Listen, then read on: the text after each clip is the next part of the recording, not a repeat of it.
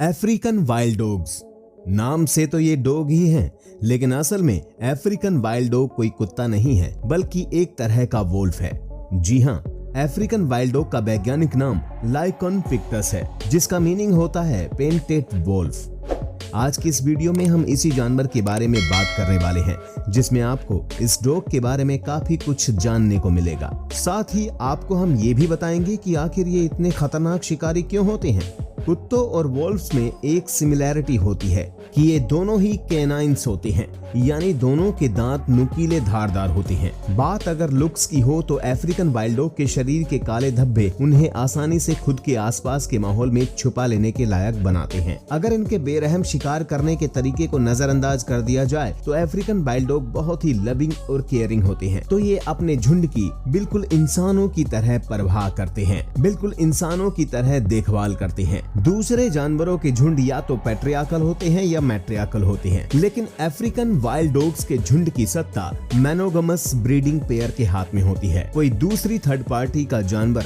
इनका नेतृत्व नहीं कर सकता। अफ्रीकन वाइल्ड डॉग्स के एक झुंड में 100 तक मेंबर्स होते हैं और इनमें से एक वाइल्ड डॉग की अलग स्पेशल ड्यूटी होती है। ये अपने झुंड के बीमार और बुजुर्ग वाइल्ड डॉग्स की देखभाल करने में भी एक दूसरे की मदद करते हैं और अपने खाने को भी एक दूसरे के साथ बांट कर भी खाते हैं। फिर चाहे झुंड के दूसरे सदस्य ने शिकार में हिस्सा भी न लिया हो, हर शिकार में एक सक्सेसफुल ग्रुप की सबसे बड़ी ताकत होती है कम्युनिकेशन। कुत्तों में अफ्रीकी जंगली कुत्तों को सबसे मोस्ट सोशल कहा जाता है। अफ्रीकन वाइल्ड डॉग्स में कई तरह की आवाजें निकालने की क्षमता होती है, जैसे भौंकना, चीखना, कर्राहना, गुर्राना, हाफना, हम्फिंग और छींकना। इंसान सिर्फ तभी स्नीज यानी छींकते हैं जब उनकी नाक में कोई धूल या गंदगी चली जाती है, लेकिन अफ्रीकन वाइल्ड डॉग्स तब स्नीज करते हैं जब उन्हें वोट करना हो। शोधकर्ताओं ने ऑब्जर्व किया है कि अफ्रीकन वाइल्ड डॉग शिकार करने से पहले एक जगह इकट्ठा होते हैं। इसके बाद वे शिकार करने या ना करने के लिए वोट करते हैं। यदि उनमें से लगभग 10 वाइल्ड डॉग स्नीज करते हैं तो वो शिकार पर जाते हैं।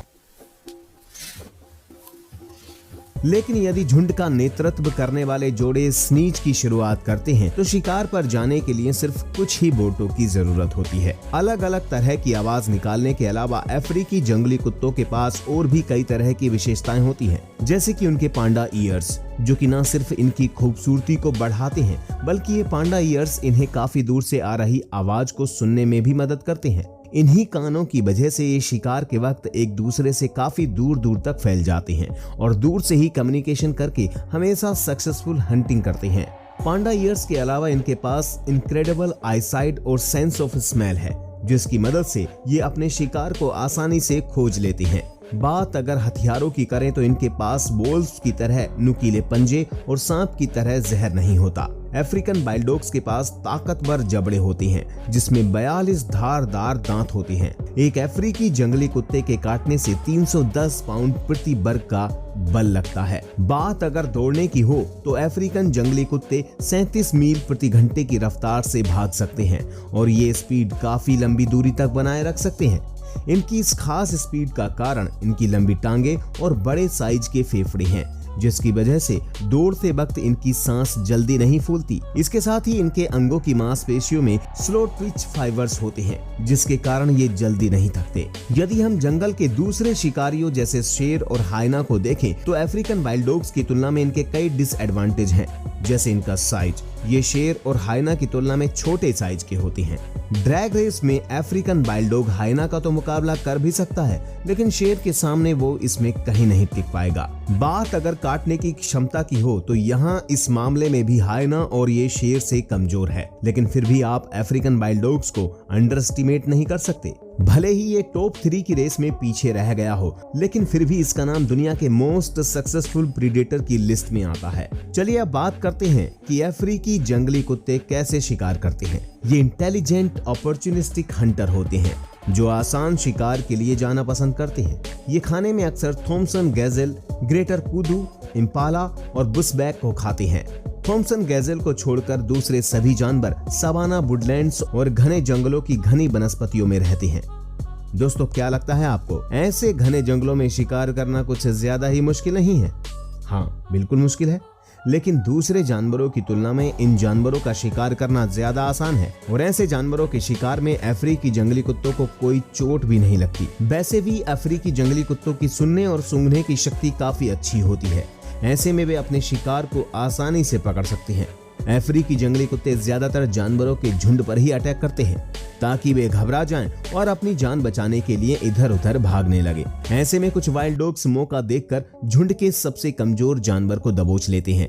इनके इस शिकार करने की तकनीक को एग्जॉस्टिव प्रीडेशन कहते हैं। इस तकनीक में ये अपने शिकार को तब तक दौड़ाते हैं जब तक वो थक ना जाए। फिर जो जानवर पीछे छूट जाता है, वाइल्ड डॉग्स उनके पैरों को काटकर उन्हें घायल कर देते हैं। घायल शिकार जब दौड़ नहीं पाता और रुक जाता है तो ये उसे जिंदा ही नोच नोच कर खाना शुरू कर देते हैं। दूसरे शिकारियों की तरह अफ्रीकी जंगली कुत्ते अपने शिकार को अपने बस में नहीं करते, बल्कि ये एक घातक प्रहार करते हैं। ये अपने शिकार के जिंदा रहते ही उसके अंगों को नोच नोच कर खाने लगते हैं। ये अपने शिकार की अंतड़ियां तक खा जाते हैं। आपको जानकर हैरानी होगी कि अफ्रीकन वाइल्ड डॉग्स के 90% हंट सक्सेसफुल होते हैं। इसलिए अगर आप कभी इन कुत्तों के शिकार बनने वाले हो तो आपके सरवाइव करने के लिए बहुत सारे गुड लक की जरूरत होगी। शायद आपको लगता होगा कि African wild dogs savage sadist creatures हैं जिनको हिंसा करने में मजा आता है, लेकिन ऐसा नहीं है। भले ही इन्हें ताजा मांस खाना पसंद हो, लेकिन ये खून के प्यासे नहीं है। खून की गंध हाइना जैसे स्कैवेंजर्स का ध्यान अपनी तरफ आकर्षित करती है और इसी कारण से अफ्रीकी जंगली कुत्ते अपने शिकार का 50% हिस्सा दूसरे स्कैवेंजर्स के हाथों खो देते हैं। अपने शिकार को दूसरे स्कैवेंजर्स से बचाने के लिए अफ्रीकी जंगली कुत्ते ऑन द स्पॉट अपने शिकार को खा जाते हैं। ये हम इंसानों के लिए मैसी, ग्रूसम और सिकनिंग साइट होगा, लेकिन इन जानवरों के लिए ऐसा नहीं है। अगर ये ऑन द स्पॉट शिकार को नहीं खाते हैं तो उन्हें अंत में खाली पेट घर लौटना पड़ेगा। जब बात जंगल के टॉप हंटर्स की होती है तो अफ्रीकन वाइल्ड डॉग्स इसमें आते हैं, लेकिन फिर भी ये दूसरे हंटर एनिमल्स की तरह ज्यादा पॉपुलर क्यों नहीं है? हम इन्हें चिड़ियाघरों में क्यों नहीं देख पाते कि ये एंडेंजर्ड कैटेगरी के जानवरों में आते हैं? बहुत से अफ्रीकन वाइल्ड डॉग्स को किसानों ने मार दिया क्योंकि ये उनके पालतू जानवरों को खा जाते हैं। बाकी बचे हुए ज्यादातर अफ्रीकन वाइल्ड डॉग्स को पोचर्स ने पकड़ लिया है और ये इनका मीट बेचते थे।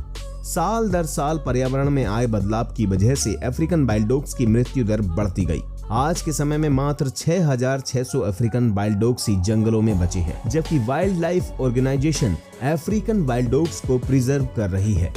अब तो समय ही बता सकता है कि हमारे आने वाली जनरेशन क्या भविष्य में अफ्रीकन वाइल्ड डॉग्स को वास्तव में देख पाएगी या नहीं।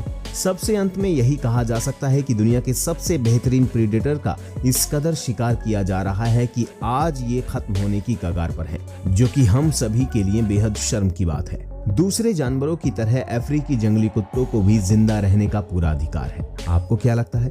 कमेंट में जरूर बताइएगा। वीडियो देखने के लिए धन्यवाद।